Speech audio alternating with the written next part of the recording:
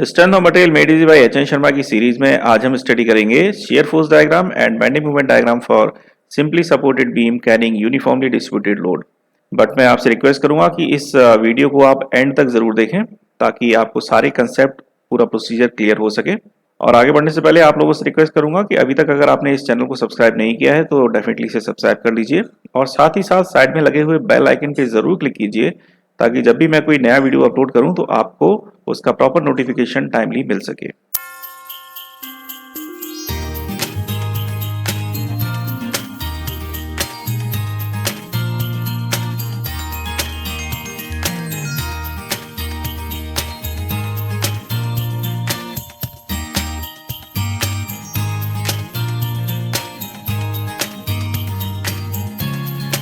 So we have simply supported beam carrying uniformly distributed load।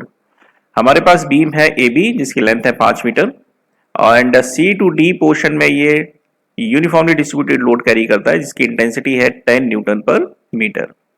Now हमें पता है कि शियर फोर्स डायग्राम और बेंडिंग मोमेंट डायग्राम बनाने से पहले हमें सबसे पहले बनाना होता है बीम का free body diagram. Means beam पे जितने भी सपोर्ट्स लग रहे हैं उन सपोर्ट्स को हटा के हम रिएक्टिव फोर्सेस से रिप्लेस कर देते हैं। सो let us draw the free body diagram of this beam. तो फ्री बॉडी डायग्राम हमने यह बना दिया। इसमें हमने जो सपोर्ट्स थे ए और बी पे इन दोनों पॉइंट्स के सपोर्ट्स को रिप्लेस कर दिया और support at the point A को रिप्लेस किया आर ए से and support at the point B को रिप्लेस किया आर बी से। तो अब हम इन दोनों अननोन्स की वैल्यू फाइंड आउट करेंगे that is R A and R B. So now we will use the equation of equilibrium. जैसे कि हमने पहले भी आपको बताया है इक्वेशन ऑफ इक्विलिब्रियम, कोई भी बॉडी अगर इक्विलिब्रियम में है तो वो तीन कंडीशंस को सेटिस्फाई करती है। First one is net force in the vertical direction will be 0, net force in the horizontal direction will be 0 and movement on the beam about any point on the beam will be equal to 0। Beam के किसी भी point पे अगर हम movement निकालेंगे तो उसकी value 0 होगी। सो नाउ अगेन क्योंकि हॉरिजॉन्टल कोई भी फोर्स एक्ट नहीं कर रहा है so second condition is of no use for us, we will use condition number 1 and condition number 3। So now let's start. तो सबसे पहले हम यूज करते हैं first condition of equilibrium, that is summation of net vertical forces will be equal to 0। So now taking the force from the left side, that is first force is RA acting vertically upwards positive। Now second force is uniformly distributed load जो कि C point से लेके D point तक act कर रहा है। Now this force is acting vertically downwards so it is taken as negative। इस uniformly distributed load की intensity कितनी होगी, intensity of force that will be equal to force intensity जो कि यहां पर 10 न्यूटन पर मीटर है इनटू कितनी लेंथ तक ये फोर्स डिस्ट्रीब्यूटेड है that is 2 metre. So this will be equal to 10 into 2 and plus R B that's equal to 0। So it implies that R A plus R B is equal to 20। तो ये हमारा हो गया equation number 1। Now we will use the third condition of equilibrium, that is movement about any point will be equal to 0। तो यहाँ पे मैं लेता हूँ sigma movement about the point A will be equal to 0। So now this will say that is first force is RA, so RA into 0 क्योंकि RA force का perpendicular distance A point से है 0 plus uniformly distributed load vertically downward direction में act कर रहा है and it will give a clockwise movement about the point A, इसलिए मैं इसको लेता हूँ positive। नाउ सबसे पहले फोर्स इंटेंसिटी, फोर्स की इंटेंसिटी कितनी होगी that is 10 newton per metre into length of UDL. So this is 10 into 2, ये तो हो गया फोर्स। अब ये फोर्स एक्ट कहां पर करेगा, तो यूनिफॉर्मली डिस्ट्रीब्यूटेड लोड हमेशा अपने डिस्टेंस के मिड पॉइंट पे एक्ट करता है, यानी कि सी डी इसकी लेंथ है, ये अपने लेंथ के मिड पॉइंट पे एक्ट करेगा। It is suppose to act at the mid point. So C D का मिड पॉइंट होगा at this point, means CD की टोटल लेंथ है 2 मीटर, मींस C पॉइंट से 1 मीटर के डिस्टेंस पे ऐड करेगा। So this 1 metre plus A to C distance 1 metre, so net distance is 2 metre. So now it will act at a distance of 2 metre from the point A। So this is into 2। Now minus RB into 5। RB into 5 मैंने negative लिया है क्योंकि RB force vertically upward direction में act कर रहा है और A point के अबाउट में एंटी क्लॉकवाइज मूवमेंट देगा। So now this is equal to 0। So here I get RB into 5 is equal to 10 into 2 into 2। It implies that reaction at the point B will be equal to 8 Newton। B point पे जो reaction आ रहा है उसकी value है 8 Newton. Now I am putting this value in equation number 1. Putting RB in equation 1, मुझे क्या मिलता है? It implies that RA will be equal to 20 minus RB, that is equal to 20 minus 8, that is equal to 12 Newton. तो मुझे RA का reaction मिल गया 12 Newton. अब मैं दोनों की वैल्यूज यहां मार्क कर देता हूं। RA is equal to 12 newton and RB is equal to 8 newton. तो शेयर फोर्स और बेंडिंग मोमेंट डायग्राम स्टार्ट करने के लिए सबसे पहले तो जितने भी पॉइंट्स यहाँ पे हमने बीम पे मार्क किए हैं, that is A B C D, इन सभी पॉइंट से हम vertically downward straight lines draw कर लेंगे। So let's draw it. तो मैंने सभी points A B C D से वर्टिकल लाइंस ड्रॉ कर ली, जो कि येलो कलर से मैंने ड्रॉ की हैं। अब शेयर फोर्स डायग्राम और बेंडिंग मोमेंट डायग्राम बनाने के लिए मैं रेफरेंस लाइन ड्रॉ कर लूंगा। तो मैंने यहाँ पर दो रेफरेंस लाइन ड्रॉ कर ली हैं। First one is for SFD and second one is for BMD. So let me right it. This is shear force diagram SFD. This is bending moment diagram BMD. And जो हमने free body diagram बनाया that was our FBD. So now let's start for SFD and BMD. इस beam को अब हम अगर देखें तो इसको तीन सेक्शंस में बेसिकली डिवाइड कर दिया गया है। First is A to C, second is C to D and third is D to B. Share force और बेंडिंग मोमेंट डायग्राम हम एक एक करके तीनों सेक्शंस के लिए ड्रॉ करेंगे। So we will start with the section AC। तो सबसे पहले मैं एक पॉइंट मार्क करूंगा सेक्शन AC में, जो x डिस्टेंस पे लाई करेगा from the point A।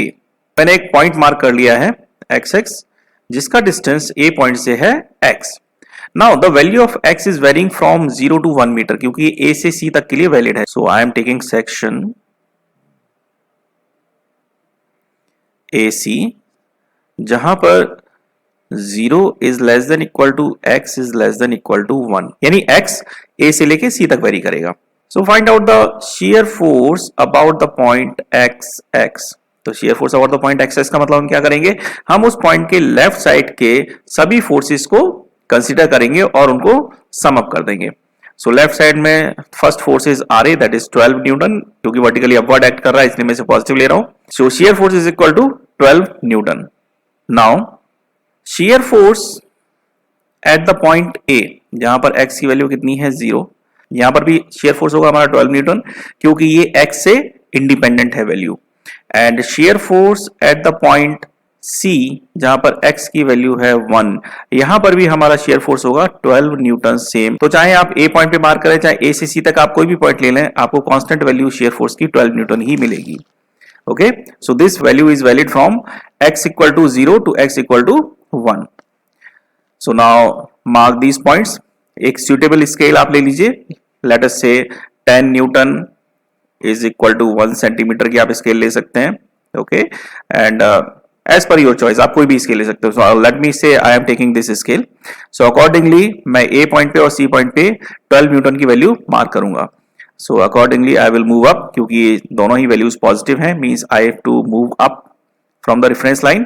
So this is the point of 12 Newton and again this is the point of 12 Newton. So मुझे अब एक लाइन ड्रॉ करनी है जो इन दोनों पॉइंट्स को मीट करेगी। So मैंने A पॉइंट पे 12 न्यूटन का पॉइंट मार्क किया था, तो यहां से मैंने वर्टिकली अपवर्ड 12 न्यूटन के लिए लाइन मार्क की।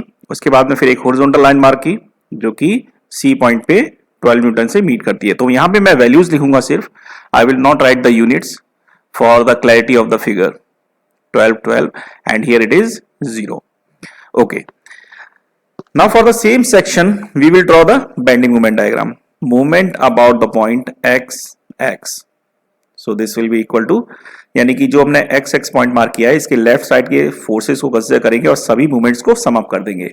तो लेफ्ट साइड में एक ही फोर्स कर रहा है act, that is 12 Newton into x। So this is 12x। Now let me say this is equation number A। So now movement about the point A, जहां पर x की वैल्यू कितनी है 0। So obviously simply यहाँ पर equation number A में आप x की वैल्यू पुट कर दीजिए to find out the movement about the point A। So this is 12 into 0 means 0 Newton meter and movement about the point C, जहां पर x की वैल्यू है 1, this will be equal to 12 newton metre.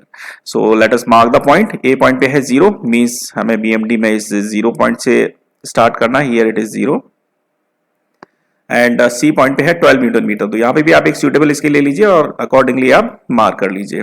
So I am marking this point to be here, this is 12 newton metre. तो यहाँ पर भी मैं unit नहीं लिखूंगा, केवल वैल्यूज लिख रहा हूं ताकि फिगर थोड़ा क्लियर बना रहे। सो नाउ ए पॉइंट पे है 0 और सी पॉइंट पे है 12। अब यहां से 0 से 12 तक मैं क्या ड्रॉ करूंगा, कि स्ट्रेट लाइन आएगा या एक कर्व आएगा, हाउ विल आई डिसाइड? तो उसके लिए see the equation number A. यहां पर देखिए इक्वेशन क्या है, moment is equal to 12x, यानी x की डिग्री है 1 और x की degree 1 means it is the equation of straight line. So अब हम एक स्ट्रेट लाइन ड्रॉ करेंगे जो कि 0 से लेके 12 के पॉइंट को मीट करेगी। तो हमने एक लाइन ड्रॉ कर दी जो 0 से लेके 12 तक मीट करती है। सो now this is the bending moment diagram for the section AC. Now we will go for the next section, that is C to D. Now for section C to D, अब हम फिर से एक point mark करेंगे CD section में, and the distance of that point from the point A will be x. So let me mark the point with the red line. So now मैंने point mark कर लिया with the red line. This is the point x. So this point is at a distance of x from the point A. So now let's start with our shear force and bending moment diagram for the section CD. Consider the section CD जहां पर x की value vary करेगी from 1 to 3, means C point पे x कितना है A point से, that is 1 metre, और A point से D पॉइंट की डिस्टेंस कितना है, that is 1 plus 2 3 metre. So 1 is less than equal to x is less than equal to 3. So shear force about the point x will be equal to, left side के सभी forces को हम sum up कर देंगे। So 12 newton working vertically upward minus हम x point के left side का UDL consider करेंगे, means from the point C to the point x। So this is intensity is 10 into distance is x minus 1. This is the distance x minus 1. So C to x is x minus 1. So this will give us the value. This is equal to 12 minus 10x plus 10. So this is 22 minus 10x.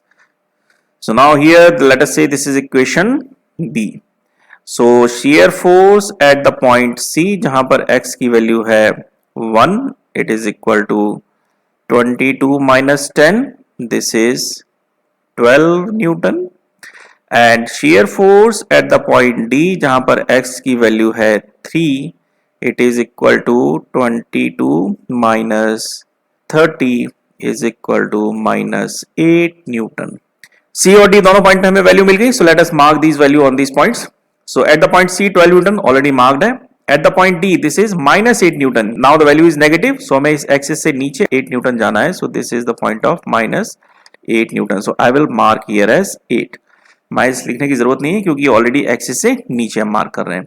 So now draw a line joining these two point from 12 to 8.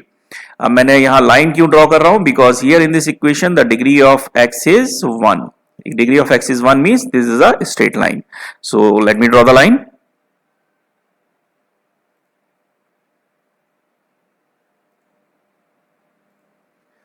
सो मैंने ये line draw कर दी 12 to 8. Now this is the shear force diagram for the portion CD. Now come for the bending moment diagram for the portion CD. So find out the bending moment about the point x. This will be equal to left side के सभी forces के moment को consider करेंगे. First is 12, that is RA into x. इसको मैंने positive लिया क्यों? क्योंकि RA is acting vertically upward and it is giving a clockwise movement about the point x. So it is positive. Now minus. Now UDL को मैंने negative mark किया है. क्यों? क्योंकि this UDL will give a anti clockwise movement about the point x. यहां पर जो हम यूडीएल कंसीडर करेंगे, हम सिर्फ वही पोर्शन कंसीडर करेंगे जो एक्स एक्स पॉइंट के लेफ्ट साइड में है. 10 is the force intensity into distance कितना है x minus 1.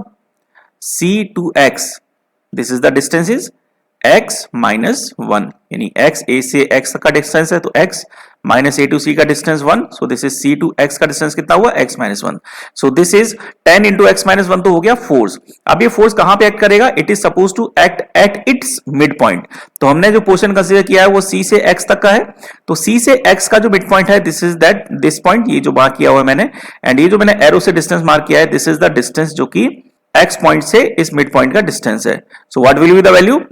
This is x minus one, c से x का डिस्टेंस हो गया और इसका मिड पॉइंट यानी divide by two, so this is into x minus 1 by 2.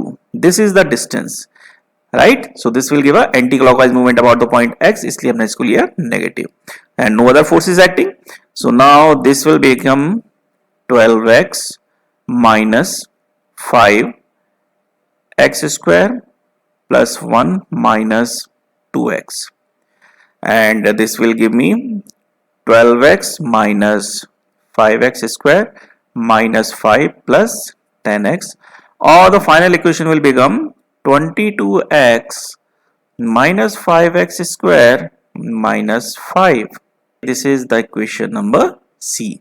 So now movement about the point C where the value of x is 1 will be equal to 22 minus 5 is equal to 12 Newton meter. Value of movement at the point D where x equal to 3 will be equal to 22 into 3 minus 5 into 3 square minus 5, and this will become 66 minus 45 minus 5, and this will become 16 Newton meter. Okay, तो हमें C और D दोनों point पे moment की value मिल गई. At the point C this is 12 newton metre, at the point D this is 16. So let us mark these points. So 12 is already marked, at the point D this is 16, so मैंने 16 को mark किया. Let us see this is the point 16 newton metre. मैं सिर्फ value लिख रहा हूं, not the units. अब मैं 12 से लेके 16 तक को एक कर्व से ज्वाइन करूंगा and this curve will be a parabola. अब मैंने कैसे डिसाइड किया कि ये पैराबोला होगा? Come to the equation C. इस इक्वेशन सी में देखें, यहां पर degree of x is 2. Degree of x is 2 means this is a parabola. Now parabola इस तरह से भी हम बना सकते हैं. Parabola can be curved like this also. So how will I decide कि अब इन दोनों में से किस तरह का कर्व बनेगा? Here the value is negative C. This is minus 5x square. It means the curve is something like this. यहाँ पे लूप अपर साइड में है. It will be like this. So now ये मैं कंफर्म हो गया कि हम पैराबोला बनाएंगे और किस तरह का पैराबोला बनेगा ये भी कंफर्म हो गया. Now अब मैं 12 से लेके 16 के बीच में पैराबोला बनाता हूँ, कर्व बनाता हूँ, तो वो कई तरीके से बन सकते हैं. It may be like this. It may be like this. So how will I confirm कि किस तरह से मुझे लूप बनाना है? So for that मैं ये मान के चलता हूं the curve will be something like this. जो अपर कर्व बना है, यहां पर हाईएस्ट पॉइंट है इस पैराबोला का, मींस बेंडिंग मोमेंट हाईएस्ट है इस पॉइंट पे. तो मैं अब ये फाइंड आउट करूंगा कि इस C टू D सेक्शन में highest value of bending moment कितनी है और वो A पॉइंट से कितने डिस्टेंस पे लाई करती है, दिस मच ऑफ डिस्टेंस. सो अब इसे फाइंड आउट करने के लिए मैं सिंपली जो मूवमेंट की इक्वेशन है, I will use that equation, that is movement about the point x equal to 22x minus 5x square minus 5. This is the equation that I am going to use. Now let me rub it. Now I will use the concept of derivatives. That is, for this movement about the point x, जिसकी equation हमारे पास में है 22x minus 5x square minus 5. इस value को, movement को maximum या minimum होने के लिए first derivative of this equation will be equal to 0. Means d by dx of this movement about the point x will be equal to 0. So simply मैं इस equation को differentiate करूंगा in terms of x. So this will be d by dx of movement about the point x will be equal to 22 minus 10x, and since we have put this condition that d by dx is 0, so this will be equal to 0, hence it implies that x equal to 2.2 meter. What does it mean? इसका मतलब from the point A 2.2 metre के distance पे जो bending moment की value is maximum. So now let's mark it at a distance of 2.2. तो मैं यहाँ A point से, ये जो मेरा A पॉइंट है, इस A पॉइंट से मैं 2.2 मीटर को मार्क करूंगा. What will be the value of this bending moment? मैंने ये डिफरेंशिएशन के कंसेप्ट को यूज करके x की वैल्यू तो फाइंड आउट कर ली कि कितनी दूरी पे बेंडिंग मोमेंट सबसे मैक्सिमम है. अब कितनी वैल्यू है बेंडिंग मोमेंट की, तो सिंपली मैं इस x की वैल्यू मूवमेंट की इक्वेशन में पुट कर दूंगा. So now movement where x equal to 2.2 is equal to 22 into 2.2 minus 5 into 2.2 square minus 5. So this will be equal to 19.2 newton metre. तो मुझे पता लग गया कि बेंडिंग मोमेंट की मैक्सिमम वैल्यू है 19.2 न्यूटन मीटर और ये ए पॉइंट से 2.2 मीटर की डिस्टेंस पे लाई करता है. So I have to draw the parabola accordingly. So first of all मैं इस पॉइंट जो मैंने मार्क किया है 2.2 मीटर की डिस्टेंस पे यहाँ से एक वर्टिकल लाइन ड्रॉ कर लेता हूँ for my convenience. So let me draw it and then I will draw the curve.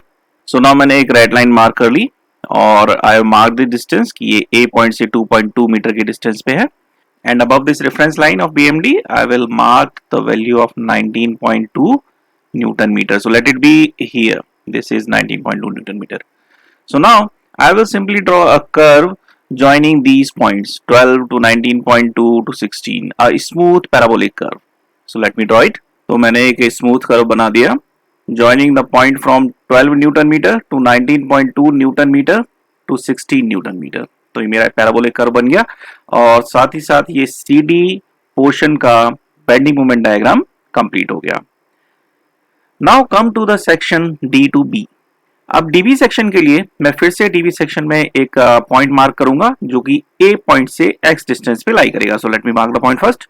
Now मैंने एक पॉइंट मार्क कर लिया डीबी सेक्शन में जो कि एक्स डिस्टेंस से लाई करता है from the point A. It is marked with the red line. Now take the section DB. So here this is section DB where the value of x will be 3 is less than equal to x is less than equal to 5 यानी कि D से B तक. D पे x की value है 3 और D पे x की वैल्यू है 5. So now the shear force about the point xx, that is shear force about the point xx will be equal to 12 minus 12 is acting vertically upwards so positive, UDL is acting vertically downwards so negative, and ये total force कितना होगा that is 10 Newton per meter into total length of UDL is C to D that is 2 meters. So this is 12 minus 20 is equal to minus 8 newtons. Minus 8 Newton, this is independent of x, ये constant value है. So shear force about the point D where the value of x equal to 3 will be equal to minus 8 Newton. And shear force about the point B where the value of x equal to 5 will again equal to minus 8 Newton. तो यानी D से लेके B तक जो shear force है इसकी value constant रहेगी, that will be minus 8. So I am marking here as 8. आप चाहो तो इसको minus 8 और minus 8 भी मार्क कर सकते हैं, but for the clarity of the figure मैंने केवल वैल्यूज यहाँ पर लिख रहा हूँ, कोई भी साइन या इनकी यूनिट्स में यह मार्क नहीं कर रहा. So if you want you can write the sign and you can write the units also. So now I will join these two points with the horizontal line. तो मैंने यहाँ पे हॉरिजॉन्टल लाइन भी draw कर दी. Now at the point B a vertical upward reaction force RB is acting and that is equal to 8 Newton. So now minus 8 plus 8 that is equal to 0. So coming back to the point 0, तो जहां से हमारा curve शुरू हुआ था वहीं पे हमारा कर्व एंड हो गया. So this is our shear force diagram for the given beam. Now come for the bending moment diagram for the section DB. So find out the moment equation, that is moment about the point x. X will be equal to that is 12 into x giving the clockwise movement, so it is positive. So minus UDL. So UDL is the value of force is 10 into 2 and it is supposed to act at its midpoint. So the distance of midpoint from the point x जो मैंने blue arrow से यहाँ mark किया हुआ है, ये distance हमें find out करना है. This will be x minus AC minus CD by 2. So this is 1 meter. So x minus 2. So this is x minus 2 and it is acting vertically downwards. So it is giving an anti-clockwise movement over the point x. That's why it is negative. So this is equal to 12x minus 20x minus 40. So here the moment equation says this is 40 minus 8x. Let us say this is equation D. So now movement about the point D where the value of x is 3 is equal to 40 minus 8 into 3, that will be 16 Newton meter. And movement about the point B where x equal to 5 is equal to 40 minus 8 into 5, is equal to 40 minus 40 means 0 newton metre. So D और B दोनों point पे मुझे values मिल गई. So mark the values. 16 is already marked, and at the point B this is 0, so this is 0 point. Okay, so we have to draw a line joining 16 to 0. Why line again? Because the degree of x is 1 in this equation.